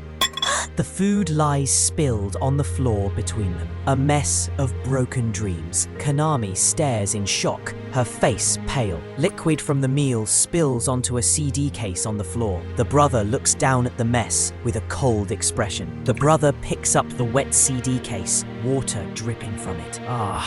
Of course. You can't do one thing right. Big brother. Go away. Don't come back until you've repented. Why don't you just go to that oh-so-kind Oni-chan of yours? Tears stream down Konami's face as she is rejected. Later that evening, Konami sits alone in the park, feeling lost. The sky is overcast, reflecting Konami's mood. What should I do? I have the key, so I can go back home, but if I go back now, I'll only get scolded. Kanami-chan? Makoto stands by the swings, looking at Konami with concern. Oni-chan! Oni-chan! Why? I always walk across this garden when I'm going home from the station. Makoto looks at Konami affectionately. The first time we met, it was late evening, just like now. Were you crying here by yourself again? Makoto's hand gently strokes Konami's hair. I'm glad we met. A street lamp glows in the park as night falls. I thought he would be happy, but I ended up being scolded again instead. I couldn't be like you, Oni-chan. Makoto looks at her with a serious expression, deciding to tell the truth. Konami-chan, about that, I'm sorry, it was a lie. Actually, I never made up with my father. I thought that if I told you this, Konami-chan, when you really wanted to make up with your brother, you would despair. So I lied. But because of that, you were hurt even more. I'm really sorry. Konami looks at him, processing his words. It's okay, Oni-chan. You made that lie because you were worried for me. And thanks to that lie, I gained a lot of courage. I was able to push my way through things that would have made me lose heart until just a while ago without crying. But no matter how hard I tried, Big Brother only got further away. Makoto looks at her with deep concern. I'm sure I am just not trying hard enough. I have to put in even more effort, but I don't know where I should put effort anymore. I'm supposed to love my brother, but now I'm scared.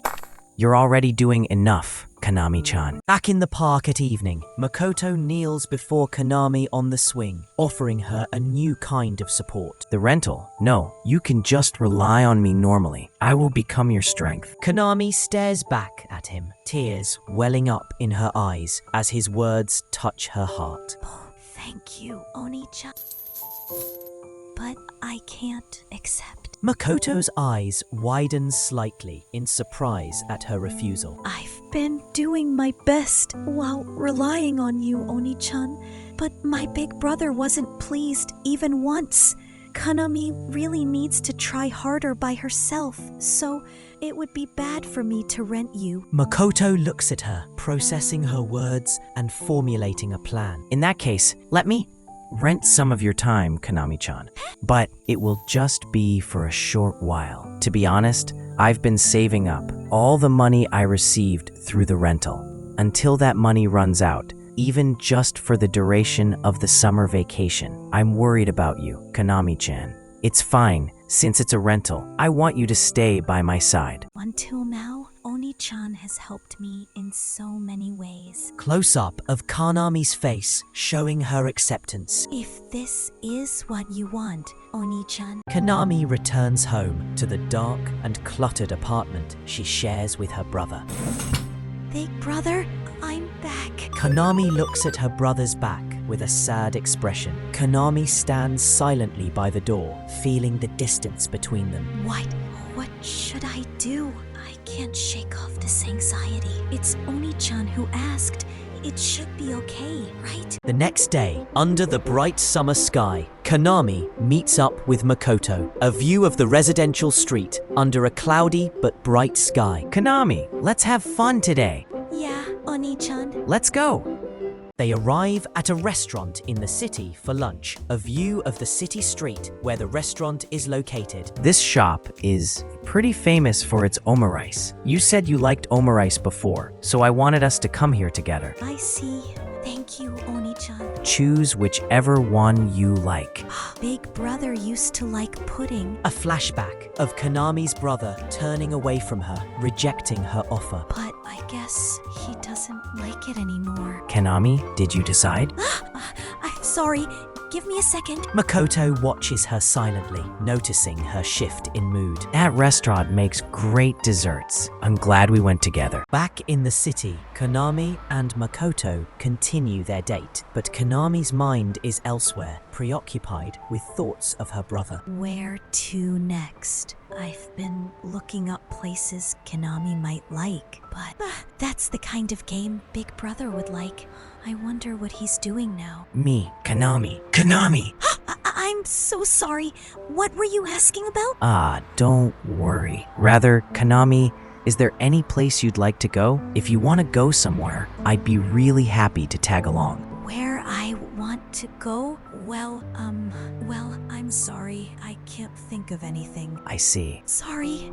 I guess I'm forcing you into this. You're wrong. You aren't forcing me at all. It's not that I don't have fun when I'm with you, Oni-chan. That's why, well, right now, I'm making Oni-chan worry so much. I can see that he's suffering because of me. I haven't settled anything with my big brother yet. What am I even doing? Is there any meaning to this rental? Hey, Konami, after all. It's better to stop.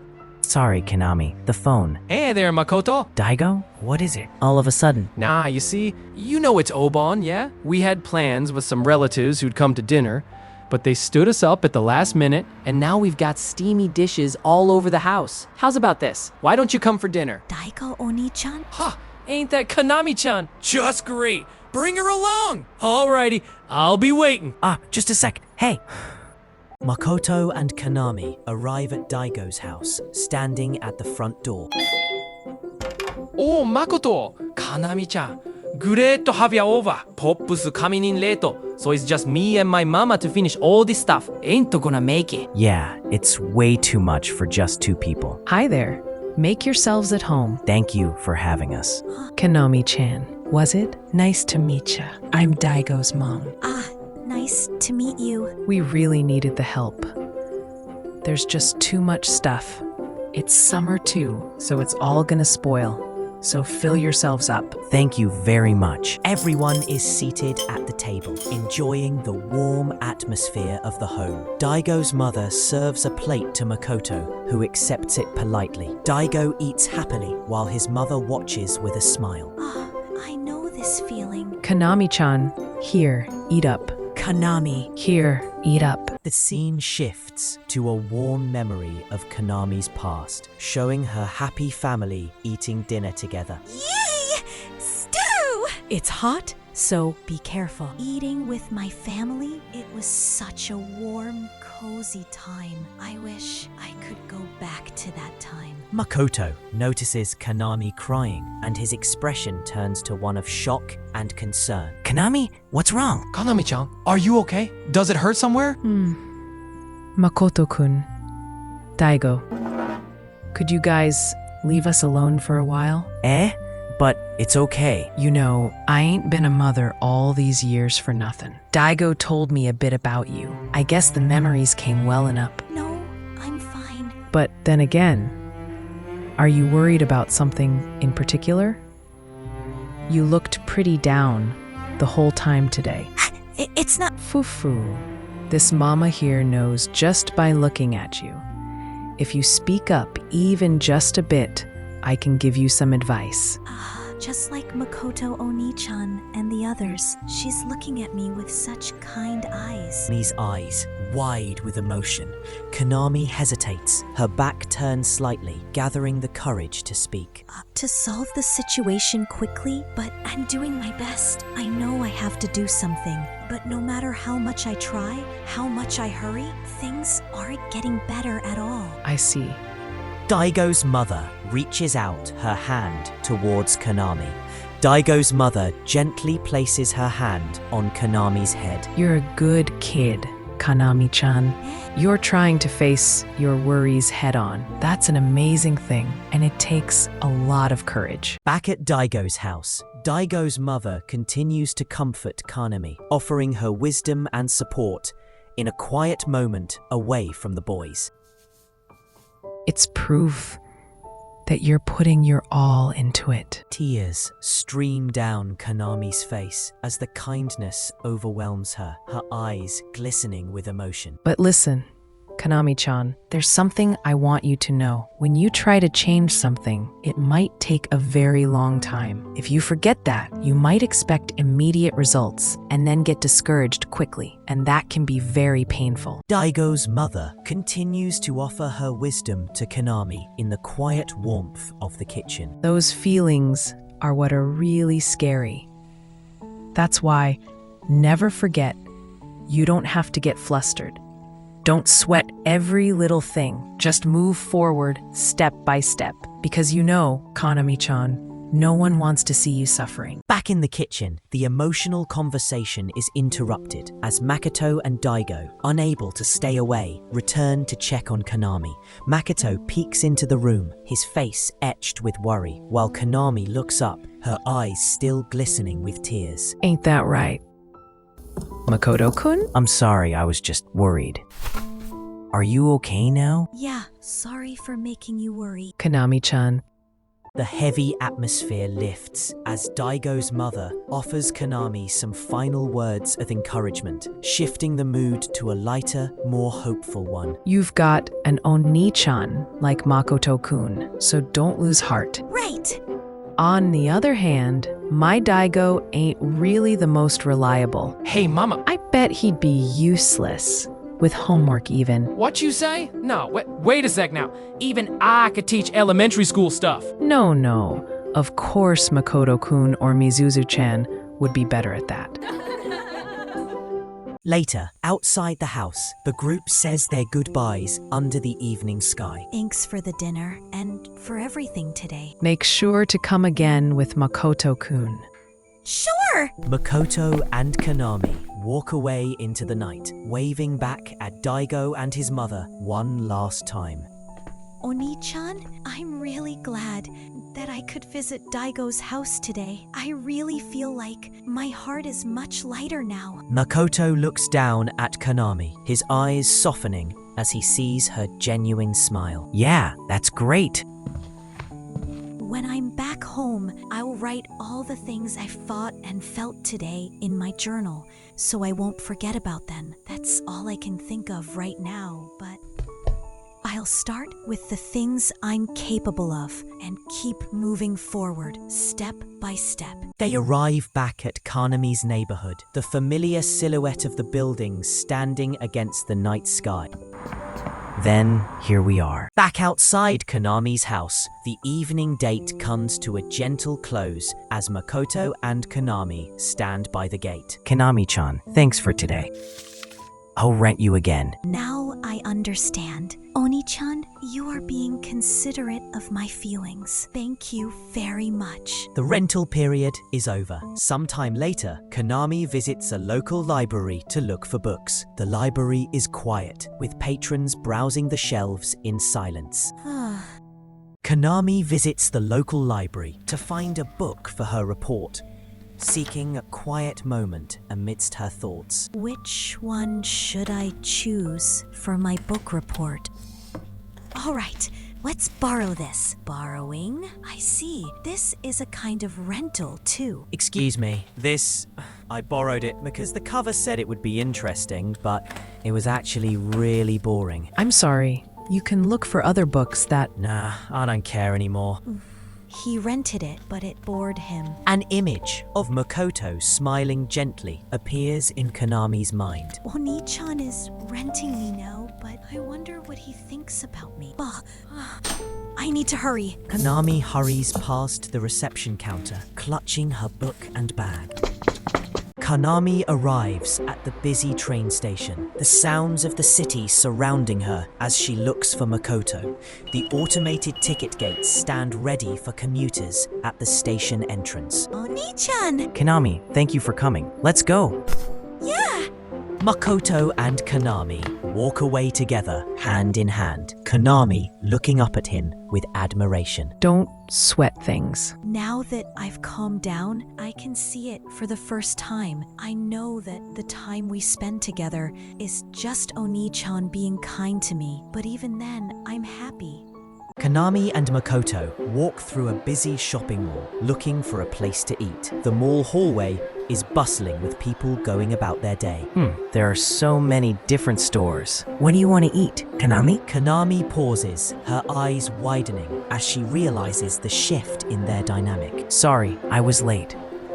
Okay, I'll get it for you. This time, I'm the one being rented. Let's eat what you want, Oni-chan. They decide on a soba restaurant, settling into a quiet meal together. The exterior of a traditional soba shop is shown as they enter. It's very good. Konami watches Makoto eat, her expression soft and fond. Do you like soba, Oni-chan? I guess so. I've been eating it for ages now. I even make it at home sometimes. Whoa! Is that so? It's my first time hearing it. All the things we ate, all the places we went. Up till now, they were chosen to suit me. Konami and Makoto are finishing their meal at the soba restaurant, enjoying a quiet moment together. Oni-chan, tell me about something you've enjoyed recently. Recently, there are many things, but I found a new artist and I really like their songs. Ooh, what kind of songs? Do you want to listen? I just discovered them, so I don't know many songs yet. A new track is being released today. In that case, let's drop by a CD shop later. Really? Wouldn't it be boring for you, Konami? Not at all. If you want to go, I'd be happy to go with you, Oni-chan. They arrive at a CD shop, browsing the shelves for the new release. Konami browses the shelves of the CD shop, looking for the artist Makoto mentioned. Oni-chan! It was in the new songs corner over there. This is the one. Thank you, Konami. Makoto looks closely at the CD cover, while Konami watches him with a satisfied smile. I want him to have even more fun. Oni-chan, let's look over there too. Makoto is pulled along by Kanami, looking surprised by her sudden energy. Close up of Makoto's face, his surprise softening into affection.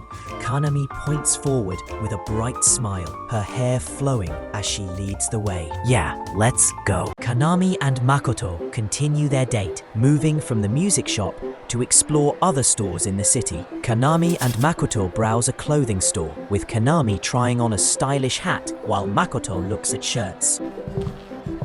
Their shopping trip leads them to a lush plant shop filled with hanging greenery. The shop is filled with beautiful plants hanging from the ceiling and sitting on shelves. Konami looks at the plants with curiosity, while Makoto smiles at her interest. As the day winds down, they board a train to head towards their next destination. Konami, we changed trains at the next station. Yeah, Oni-chan, today was fun, right? They get off the train and walk across a pedestrian bridge as the sun begins to set. We walked a lot today. Aren't you tired? I'm fine.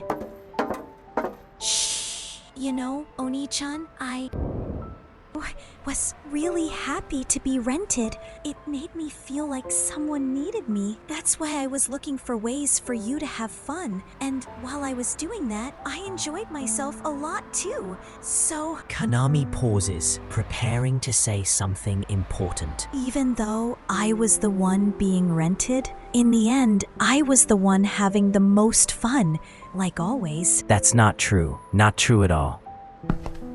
I was really glad that you were with me, Konami. I really feel from the bottom of my heart that I'm blessed to spend this time with you. Konami, I too. When I see you smiling, even if it's just a bit, I feel like you're becoming my strength. Konami blushes and smiles, her eyes sparkling with happiness. I'm glad. So we were the same. Makoto looks at her, touched by her innocent joy.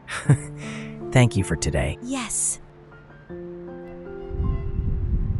The rental time is over. Later, Konami visits the local library, a quiet place filled with rows of books. Rows of bookshelves line the quiet library. I came to return this book. A return? Please wait a moment. Konami stands at the library counter, her mind wandering back to the boy's rude comments she just overheard.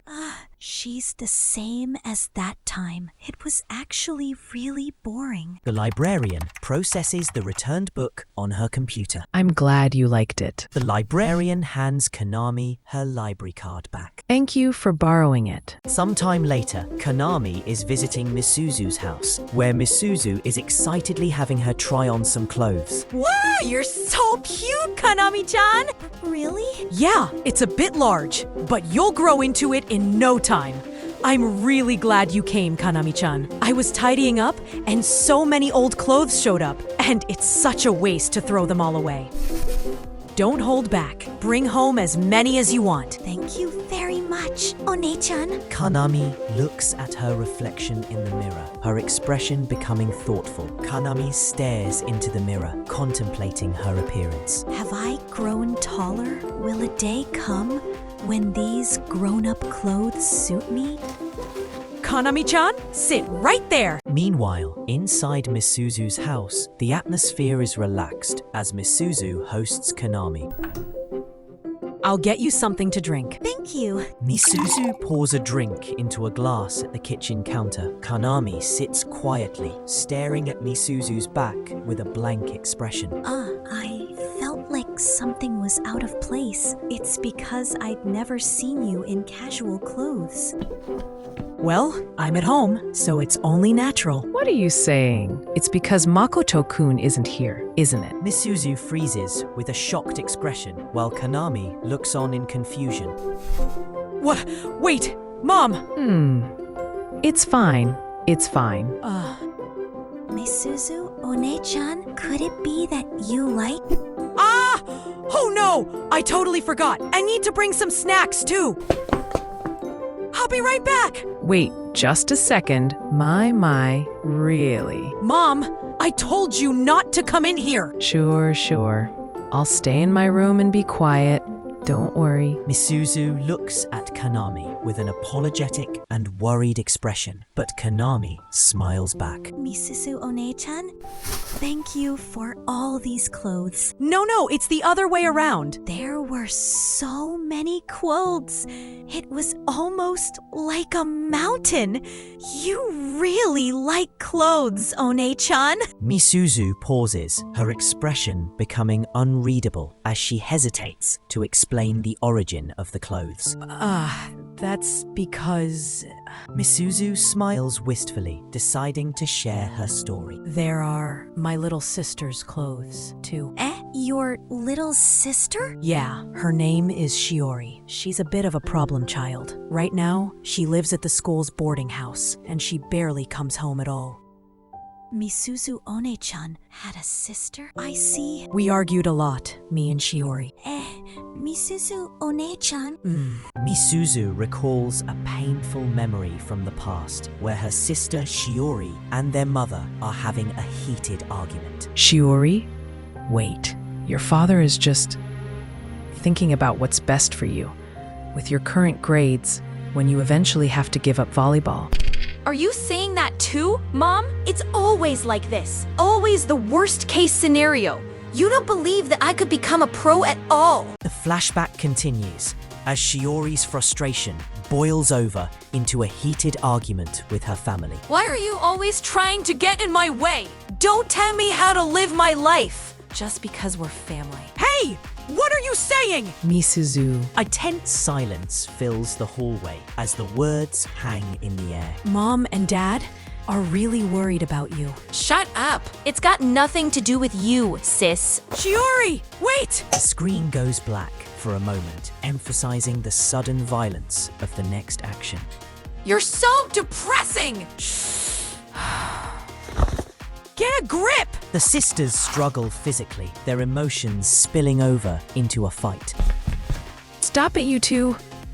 I said stop it. Back in the present, Misuzu finishes her story, revealing the depth of her family's struggle to Kanami. Now we're all waiting here for Shiori to come back so that we can support her as a family. Kanami listens intently, her expression sympathetic. Did I surprise you? Yes, I could have never imagined. Even Misuzu One-chan, who is always smiling, has these worries at home. Back in Misuzu's room, the conversation turns reflective as Kanami expresses her admiration for Misuzu's strength. Misuzu One-chan, you're really strong. Thanks for saying that. Misuzu's expression softens into a contemplative gaze as she recalls her past. But actually, I wasn't always like this. When I was in primary school and Makoto stopped talking to me, I cried and went home by myself. In middle school, when Shiori went to a match despite being injured, I didn't manage to stop her and ended up crying again. And even in high school, when I couldn't stop my friends getting bullied, I cried like a fountain. Seriously. Looking back, it's like I was just crying all the time. Kanani stares at Misuzu, surprised by this revelation about her role model. I thought that you were a strong person from the start. Oh, not at all. It's because of everything that happened that I changed into who I am today. I can change, just like Misuzu One-chan one day. Kanami smiles brightly, her face full of determination. Kanami's feet step forward energetically as she starts to run.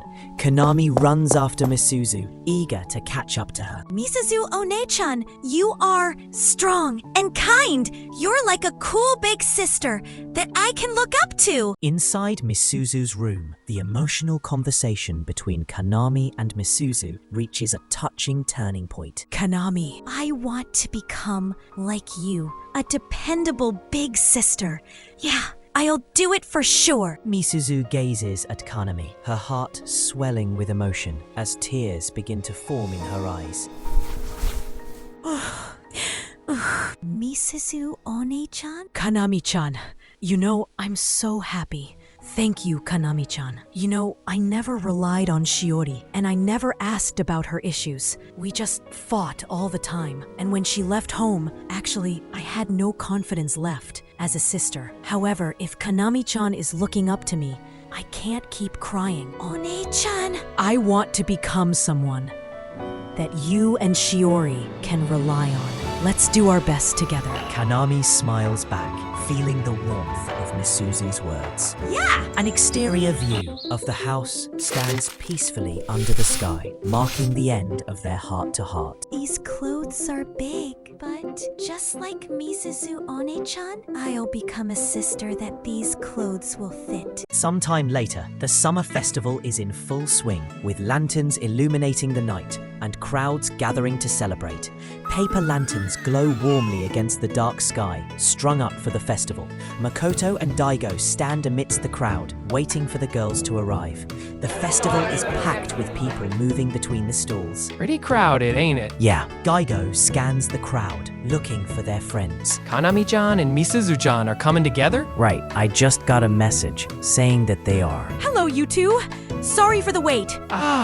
Wearing yukata! What do you think, Makoto? Ta-da! Isn't Kanami-chan cute? It's a hand-me-down. You both look very cute. Daigo notices Misuzu's flustered reaction from behind. Daigo leans in with a teasing smirk, whispering to Misuzu. Good for you, huh? We're going ahead. The festival stalls are bustling with activity as the group splits up. Wow!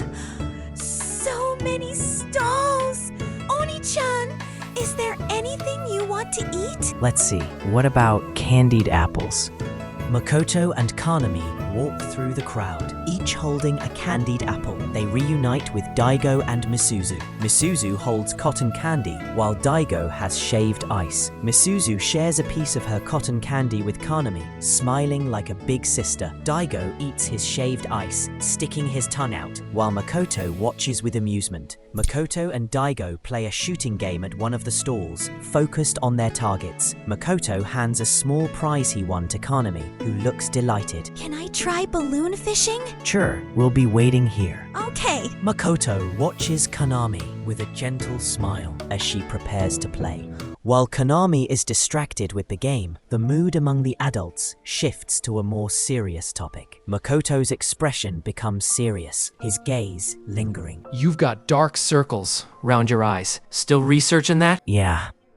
Makoto, what's this about? Well, it's regarding Kanami-chan's future. Kanami-chan's... Yes. Amidst the festive noise of the summer festival, Makoto shares his deepest worries about Kanami's future with his closest friends. Since the day I met her, I've been thinking a lot, and I've done some research. I've thought about contacting some facilities. Misuzu and Daigo listen intently to Makoto's confession, their expressions serious and supportive. But Kanami-chan's wish is to restore her relationship with her last family member, Kazutaka-san. For Kanami-chan, who has lost her parents, memories of the past and the existence of her brother have become her reasons to live. If I pulled them apart, I would only be hurting and betraying her. And Konami-chan wouldn't be able to trust others anymore. That would be the same as stealing her future away, I think. Makoto. This being said, I can't leave things as they are and watch on as Konami-chan keeps suffering. Therefore, I want to take custody of her and live together. Of course, I would need her consent. Above all else, I'm only a student with no family. Money and organization would both be a problem too. If we live together, she's going to go through many hardships. Konami-chan's life is at stake. It would be irresponsible to ask this of her. This is why I'm going around in circles. I don't think you're wrong, though. Sure, living alone ain't easy. That's a given. Remember the other day when you both came over? Yes. After that, my mama started looking up all sorts of stuff about institutions and age restrictions. We even discussed economic stuff. She said she wants to become your strength. My parents also said they want to help you. Don't forget, Makoto. It might be rough if you're on your own, but whatever you decide to do to keep Konami-chan smiling, we'll be by your side right through it.